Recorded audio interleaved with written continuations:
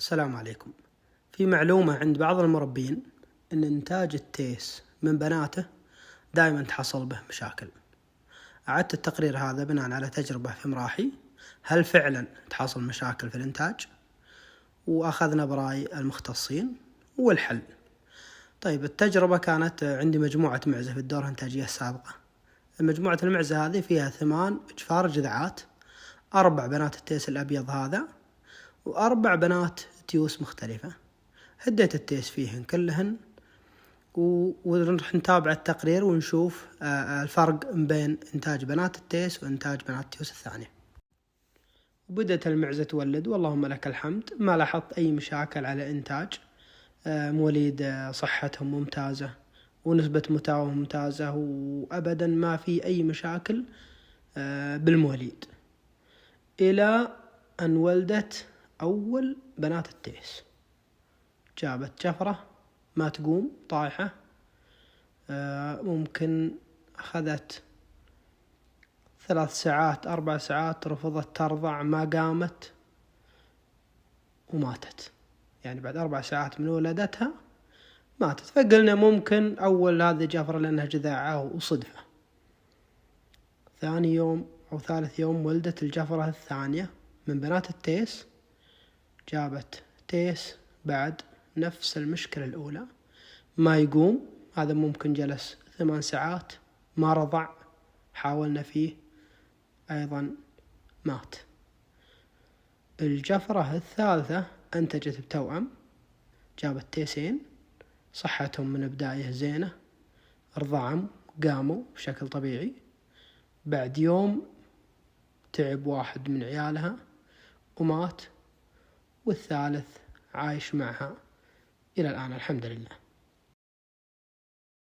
الجفرة الرابعة من بنات التيس أنتجت بتوأم، واحد مكتمل وولد ميت، والثاني واضح أنه غير مكتمل وطاح بالمشيمة.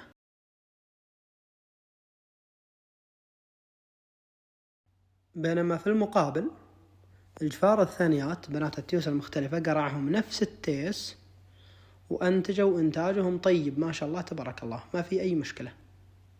4 جفار أنتجوا 5 مواليد كلهم صحتهم ممتازة، ما لاحظت أي مشاكل من المشاكل اللي حصلت في إنتاج التيس من بناته.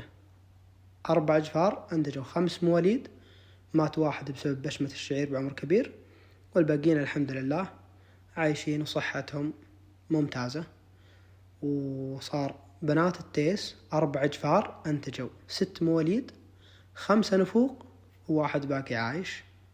فكذا نقول إن فيه مشكلة، اللي هو النفوق عندي فقط في بنات في إنتاج التيس من بناته، وإنتاج المعزة بشكل عام ما في أي مشاكل. طيب، هل نعمم القصة هذه على جميع التيوس؟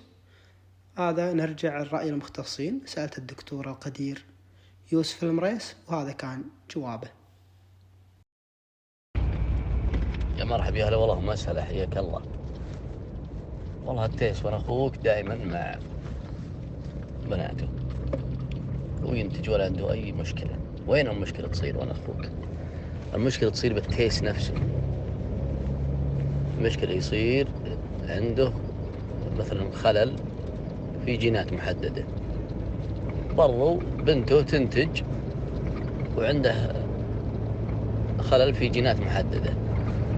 اذا اجتمع عاد إنتاج الأب مع إنتاج البنت، تجتمع برضو الجينات اللي فيها خلل ذي الثنتين وتزود.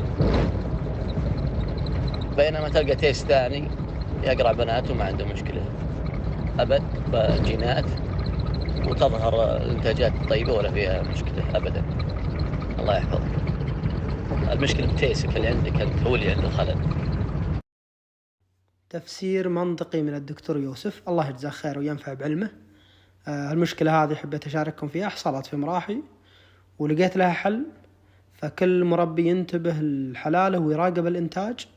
إن حصلت هي المشاكل يبادر بالحل قبل اتفاقه من المشكلة وما يقدر يسيطر عليها.